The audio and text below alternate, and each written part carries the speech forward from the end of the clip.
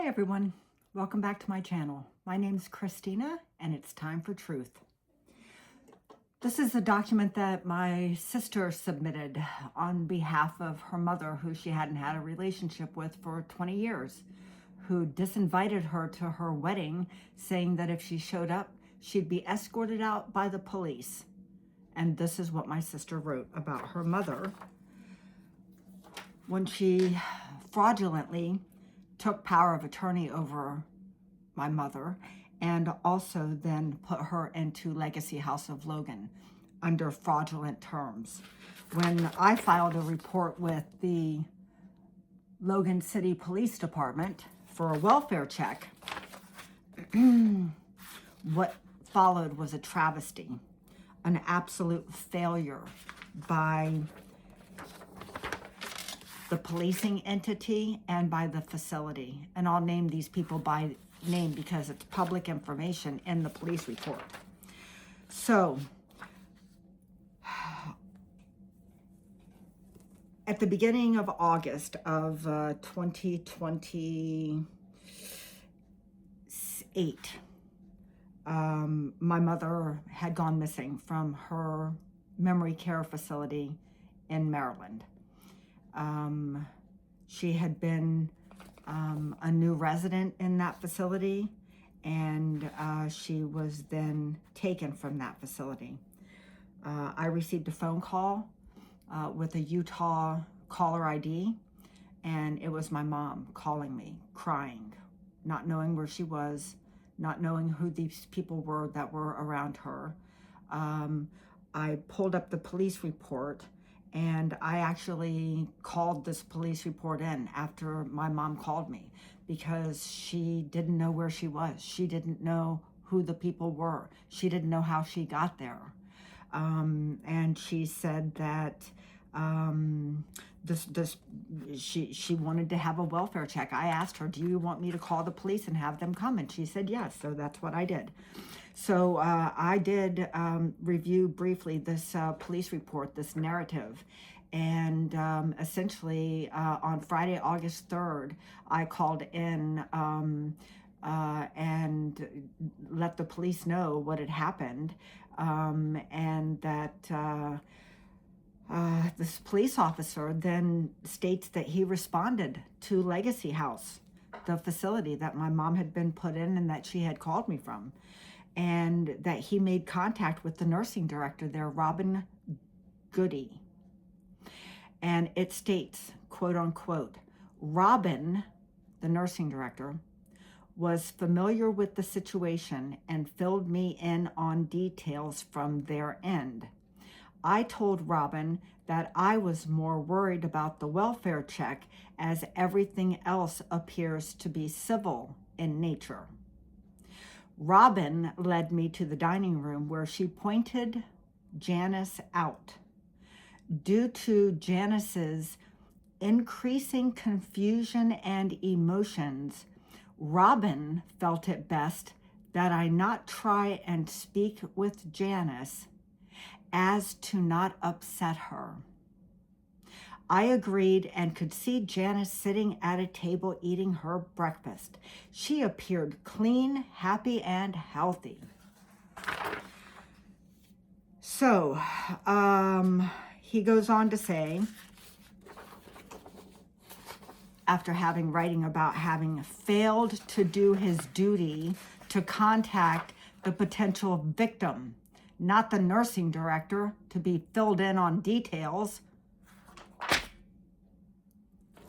Page 4 of 6 of the police report states, after speaking with Robin, the nursing director, a little further regarding Janice's treatment at the facility, I thanked her and departed. He goes on to say, worried that Janice may be in Utah illegally, because he knew. Because what I had told him resonated with him and gave him cause for pause to say, what's really going on here? And this officer was trying to do his job. Here's what it goes on to say. Worried that Janice may be in Utah illegally, I contacted Christina's sister, Pamela. I spoke with Pam over the phone, and she had a very different story. Pam stated that her sister has been embezzling money from their mother for years. Pam believes more than 400,000 USD has been taken from Janice's accounts.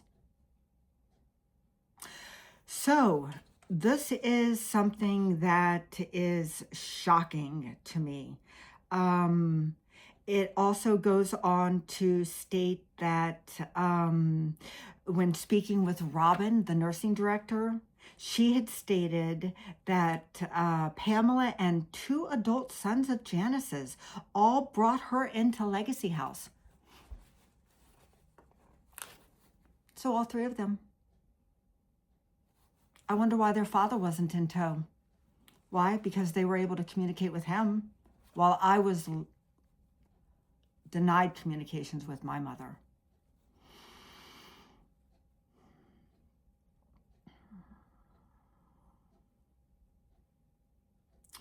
This also goes on to say that in the very short time that my mother had been absconded with and taken illegally to Utah and dumped in this facility, she's gone into the house every day and visited with her mother since she came to Utah. Pam admits that her mother's memory will not get better. However, being here seems to have helped her mental state. So,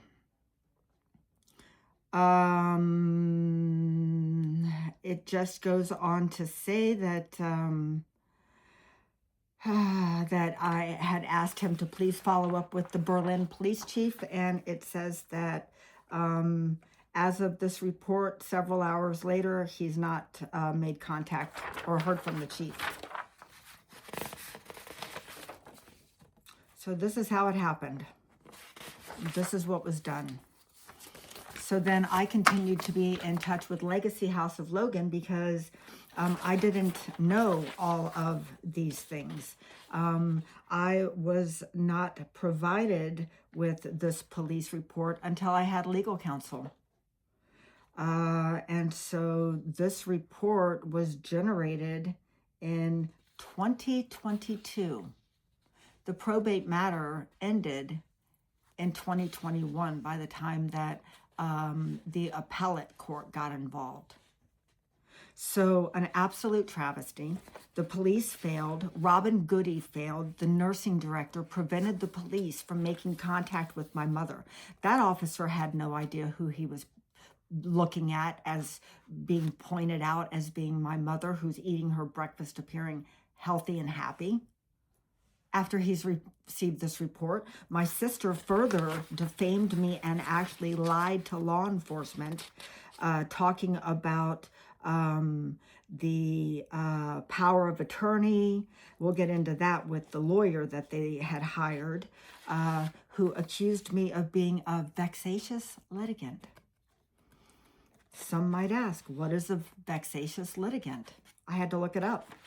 A vexatious litigant is somebody who continuously and habitually files frivolous lawsuits. A vexatious litigant. No, I'm the sole heir of my mother's estate, where my mother had been taken against her will after being sick with dementia and Alzheimer's by her estranged adult children, who then hijacked her bank account by putting their name on the account. And they did all this lickety-split in a minute's time. So when I look back at this police report and I think about how I was treated at Legacy House of Logan, and I find out about the denied protection from abuse order that they tried to get against me, there was a concerted effort to defame me, to villainize me, and to separate me from my mother.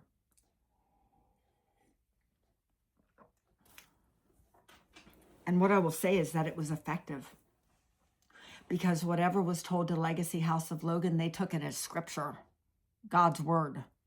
And I'm going to say something about the Mormons. They stick together. My mother was not Mormon.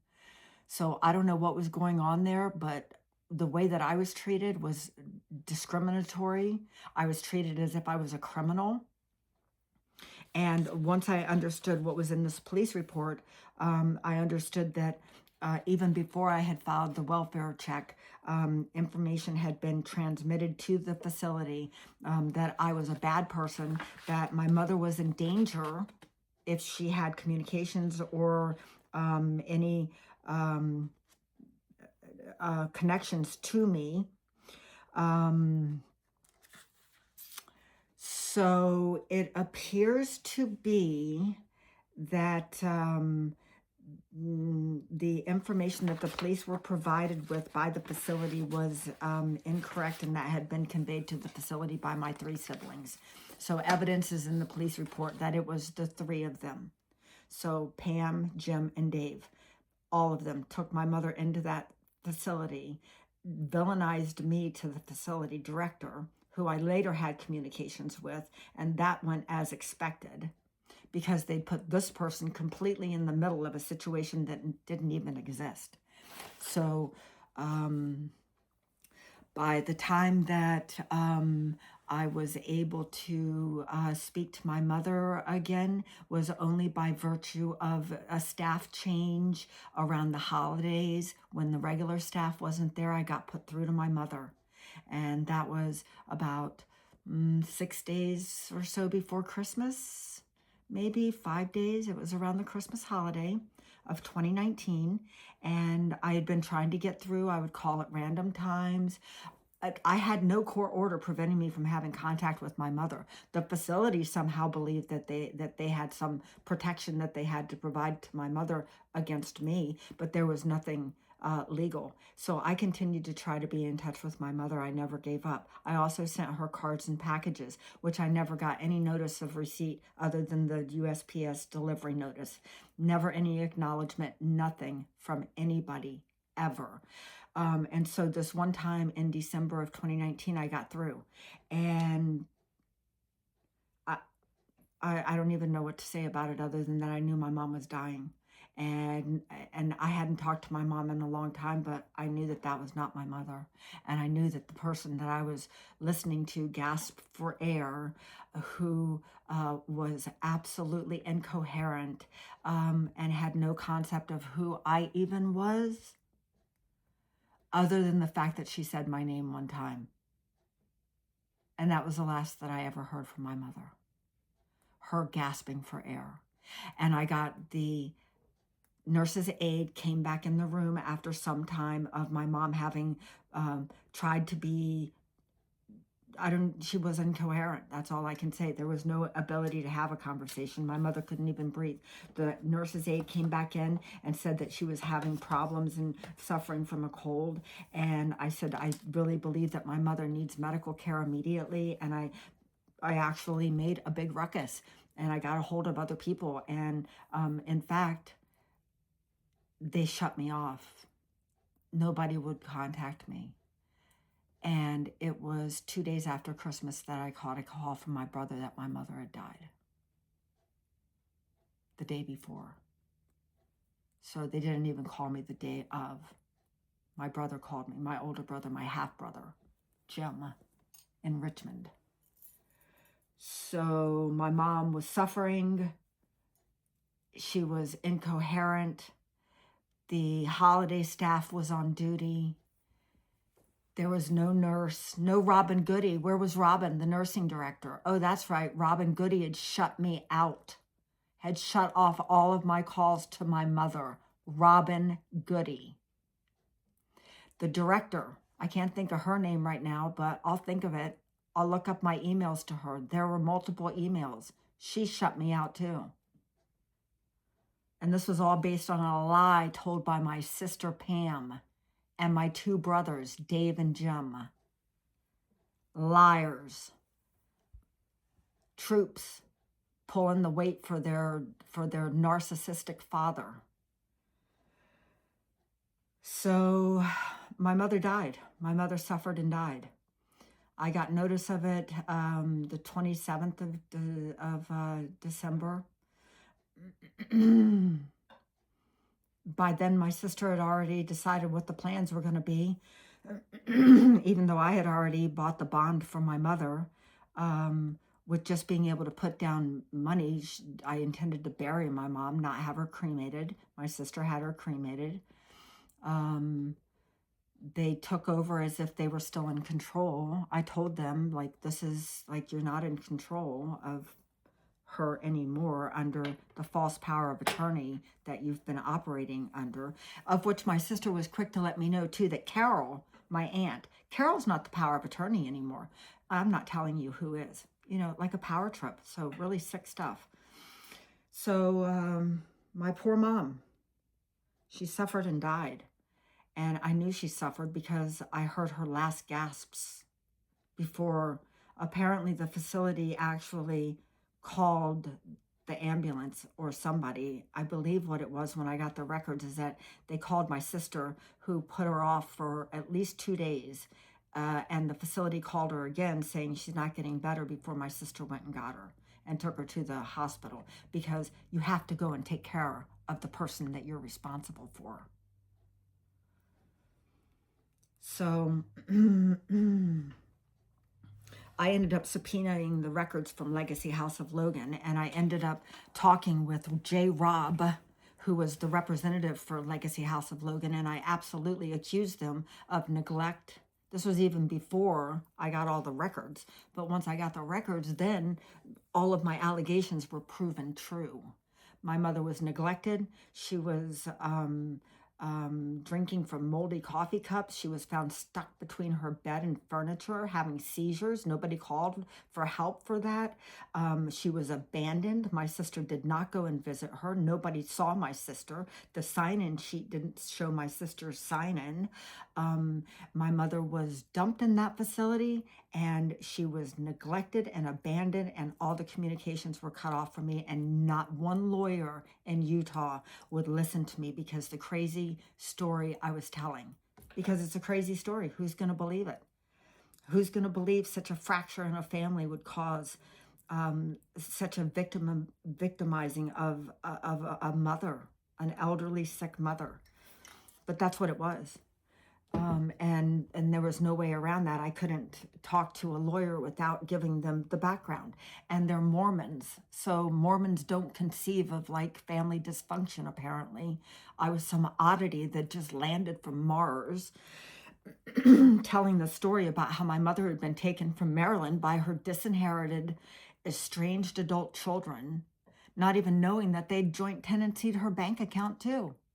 They accused me of stealing, and they joint tenancy her bank account. I never joint tenancy my mother's bank account. Like, no. It was insane, and it still is insane, and I'm still very angry about what happened because the facility tried to take no responsibility whatsoever, as if, you know, their hands were tied by the legal document. Well, guess what? Bretton Hadfield, that's who did the new power of attorney in Utah. And he was also opposing counsel in the probate matter. He's the one who accused me of being a vexatious litigant because he was a guilty mofo, because he had produced an improper power of attorney over my mother, naming my sister, who my mother had no relationship with for decades. In fact, when my sister got married, she told my mother, if you show up at my wedding, I'll have the police escort you out, all in favor of her father, so that her father doesn't have to be around her mother. Same with my brother in Richmond. Oh, Mom, you can't come to visit here because Dad doesn't want to sleep in the same bed, the guest bedroom. This is the deference that they give to this man who was an abuser and an alcoholic and caused great harm in our family, not just when we were growing up, but now. He's still living and breathing. And the U.S. Army should know that that is not behavior that is becoming of a gentleman. So if there's a place to report that and anybody knows about it, I'd like to report him, especially for what he did to my mother, because he victimized her by using his troops. That's my view, in my opinion, allegedly. How's that? So to say that it has been a traumatizing experience to have interference by family who have been estranged for decades is just the very tip of the iceberg. because then when you pull in those people who are in positions of power who are supposed to intervene, like the ombudsman of the facilities, excuse me, those are the people who oversee vulnerable people who are in facilities. No, they want no parts of it, because you're telling the story that they just can't comprehend. How could somebody, why would there be estrangement in a family? Because they don't understand narcissism or alcoholism. And then to try and do a quick, like, download of a lesson, well, you come off sounding like a crazy person. So, I had one lawyer that I was talking to, the elder law firm in Utah. And I talked to the paralegal there a couple of times. This was when my mom had first been taken there. And they're like, that's just too crazy of a story. Like, we don't really know what to do, how to intervene. I'm like, can I get guardianship? And then they look at that and they're like, oh, there's not enough money in her estate for guardianship. Why? Because guardianship is a whole other racket. Probate is one racket. Guardianship, if you're wealthy, you better watch out for guardianship. They're coming for you. So I thought, well, if I could, at least guardianship was better than my mother's daughter who hates her mother on behalf of her father, having care and authority over the care of my mom, who never wanted that and did everything in her power to prevent it from happening. Lordy. So, no, guardianship. So this elder law firm, then I called them back after my mom died. And I talked to the paralegal again after having spoken to her a couple of times and the lawyer twice. And they were like, well, we really can't help you, la, la, la, la, la. Like, pfft. So then I called them back when my mom's now dead. And you know what the paralegal says to me? She goes, are you kidding? I mean, is what you're saying, is this really true? I'm like I just want to like bang my head against a brick wall, because it's like, it's so diminishing to be trying to advocate for the person that you love, who knows your story and who knows the protections that you needed to have, and to feel like I failed at every turn. I was up against, a military officer who was taught war. He went to the War College in Carlisle, Pennsylvania. They had dumped me in Alexandria. I had no car. I was working at the Congressional Quarterly in D.C. They flitted off to the War College so he could continue his career, and now he's still manipulating the family and doing warfare on me and my mother, and knowing everything that happened to her and all of the things that she suffered, because I know what she suffered. I read the reports because I subpoenaed the documents. So I'm on 23 minutes here. And what I'm going to say is that the lawyers, I had to kick some lawyers in the ass. Like, seriously. And men lawyers in Utah, holy Christ. Okay, so Breton Hadfield, he's the one who did the fraudulent power of attorney, naming my sister over my mother. Then, after my mom died, I had called all these attorneys. Nobody would touch it. Nobody would help my mother. And you heard me with the police report. Nobody would help my mother. So then when my mom died, then I was calling lawyers again. And then again, they're like, oh, well, blah, blah, because she didn't have enough money in her account, $40,000. When you think about probate, you're talking about tens of thousands of dollars that eat up just like that, because that's what the lawyers tried to do to me. And I had to kick some asses in Utah and shut that down by filing formal complaints with the Bar Association. And if you want me to get me started on the Bar Association in each state, I have some stories about that too. Maryland, Utah, yeah. And I think the bar is the mafia, allegedly, in my opinion, based on my own personal experiences with them. And then my own lawyer. Like, I hired one lawyer, and then, she's on vacation. She hasn't done the subpoenas that I've requested. She's this, she's that. I'm like, where are you? What are you doing? And then she decides, oh, I'm going to fire you. Like, in the middle of the probate matter, when I'm up against a partner in a law firm. Breton Hadfield was a partner in his own law firm at the time. He's not anymore. I don't know all the background on that. But it wasn't long after my mother's probate matter that he was no longer a partner in his own law firm. And he's off chasing NFTs and crypto, whatever. So I have a bone to pick about him too. So anyways, then I hired some dumbass a lawyer who, yeah, that's a whole other story. Anyway, I had to fight really hard for my mom in that probate matter. And I was up against men in Utah. And I did find a couple of good men in Utah who ultimately helped me. And I cannot give them enough credit. And they went beyond the pale to step up and help me. But it was already after the probate matter, after I'd been shamed by a probate judge, as if I'm the problem. Me, the sole heir in the will. I'm not the one who joint tenanted my mother's bank account. It was insane. That's a whole other episode when I talk about Judge Thomas L. Wilmore, because I have some things to say about that man. But anyways, I went head to head with these men. I pro-sa'd at one point while I was in between lawyers. I was bounced around between lawyers. It was insane. So when I say I went to bat for my mom, I did. And it was still a nightmare. And to honor my mother's last wishes, I don't know what the point of power of attorney and will are, because my mothers were disrespected at every turn.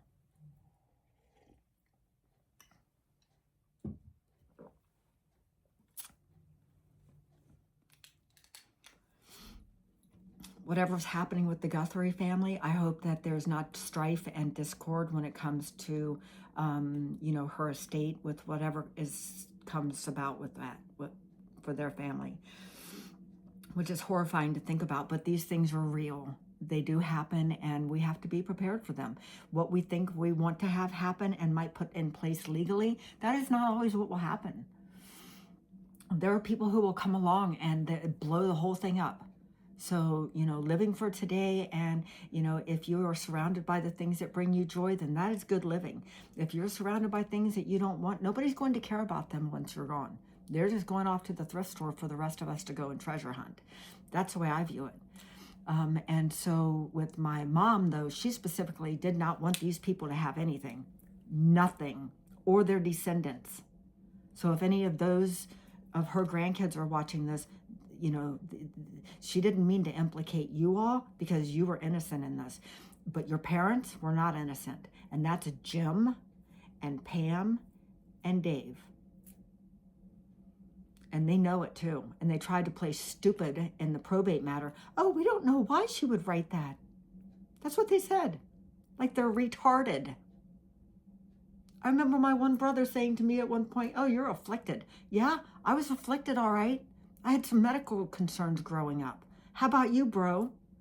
Any medical concerns? No.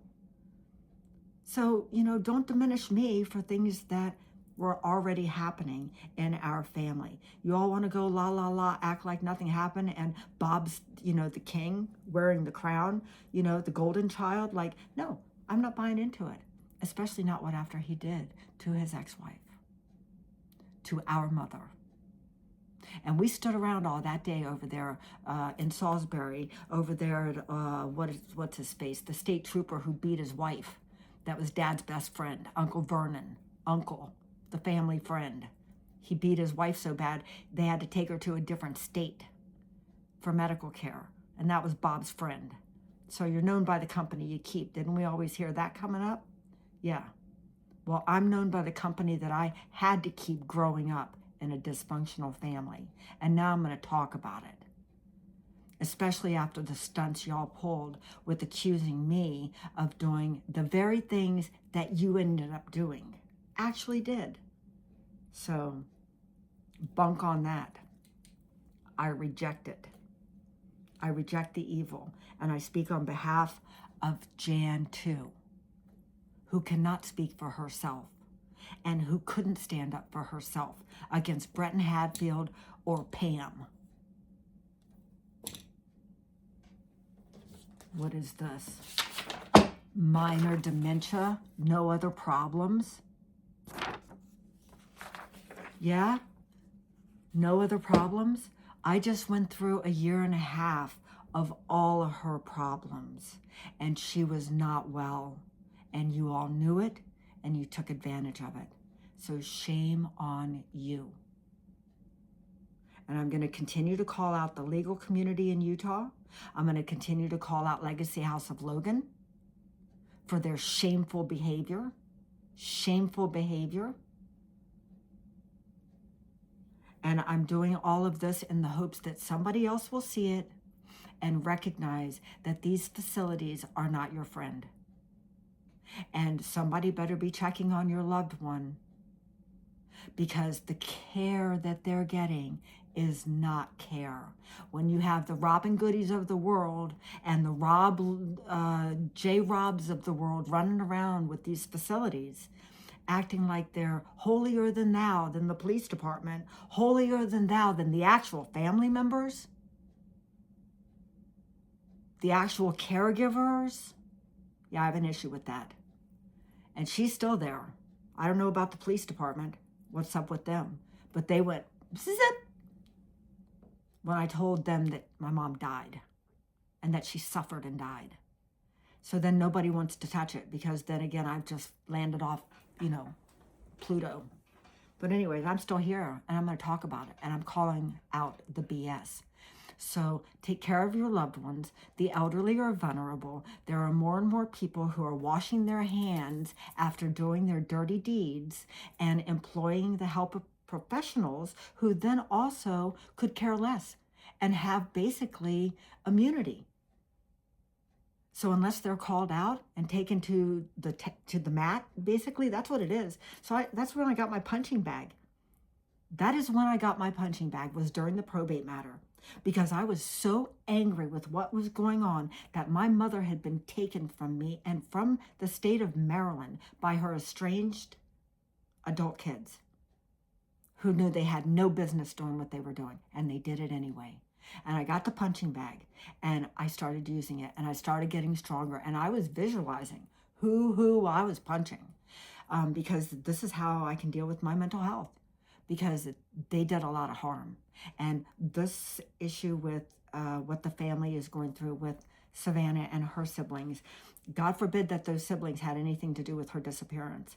But, until we know, everybody's a suspect. With me, the police chief just said, well, we don't know where they took her. So I knew, because I knew Carol, my aunt, hadn't left Salisbury for her little town, but I didn't know if they'd taken her to Richmond. I didn't know if they'd taken her to Northern California, where my younger brother was living.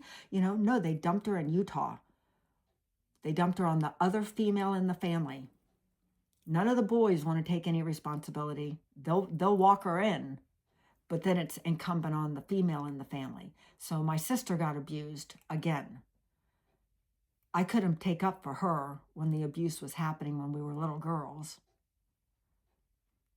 because I was still a little girl being abused and watching her be abused too by the man of the house, my father. So what am I going to do about it now? Nothing. She's still being abused. She probably doesn't even know it, but he's still taking advantage of her.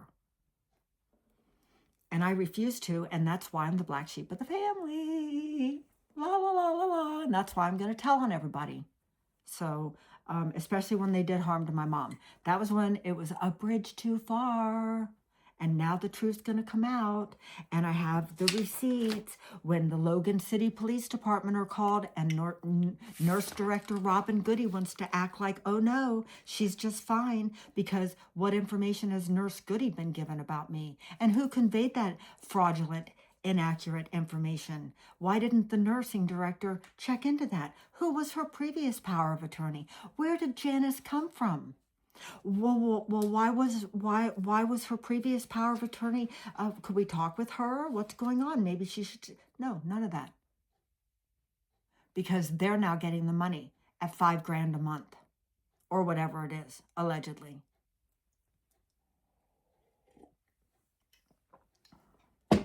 I'll be talking more about this, about all of it, and I'll be naming names. I hope everybody has a great day. Watch out for your loved ones. Ciao.